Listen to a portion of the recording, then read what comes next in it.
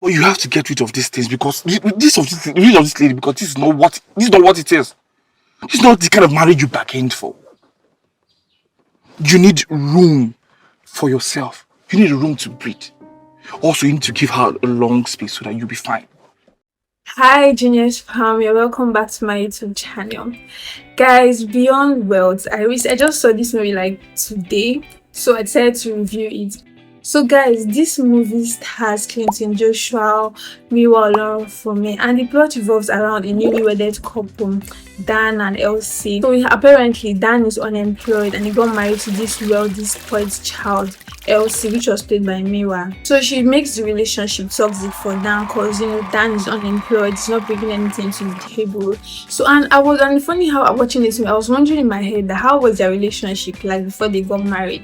Was it this toxic? Because although there was a statement in the movie where Dan was like, okay, the relationship like they started behaving this way when they just got married. So obviously before getting married, their relationship was quite healthy. This movie felt like the normal YouTube movie feeling, it was quite calm. Although we had some unnecessary scenes in this movie, like scenes where they were showing us where Dan was trying to cook. Because at the end, I thought probably Miwa, I thought his wife Elsie was going to get, she was going to catch him later when he was cooking the food.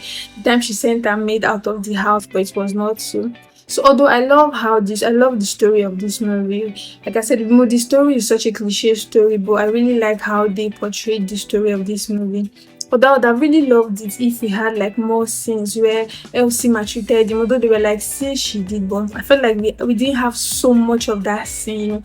We didn't have a lot of that scenes where she made it really, really hot for him. So emphasis on his friend Ben. I really enjoyed Ben's character. It was a really understanding character, and that particular character was a very relatable character. Like Ben's relationship with Dan, their relationship was so the normal guys G kind of relationship. So it made me wonder if she didn't lose that would she have reevaluated her relationship with Dan? Because it was when at that she started reevaluating it, and probably at that point it dawned on her that okay, if Dan leaves this relationship, she might end up being lonely and just alone, just like how her dad just sent that. So I guess probably that was what brought about her decision, to bring back Dan into the relationship.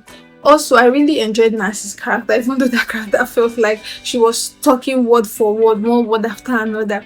But there was something that they wanted us to know about that character, how that character was very accommodating. There were lots of times that whenever we see her, she's always all about, feeding you. What would you like to take? What would you like to eat? So I really enjoyed how low-key and solo that character was. This character, I would say that character felt like he didn't really put so much effort into this movie. It felt like it was less of a tokenism, because watching him and talking to Josh, I was quite excited, expecting, for us to have a lot of action, but his character didn't really have so much to say. I guess he was quite disappointed with what he saw in his marriage. Besides that, I didn't really feel that character in this movie. It felt a lot laid back. It didn't really do so much for me, in my opinion. It didn't really do so much. It didn't really stress so much the character. I'm going to read this one. 410. Let me know if you've seen Beyond Wealth and let me know what you think about it.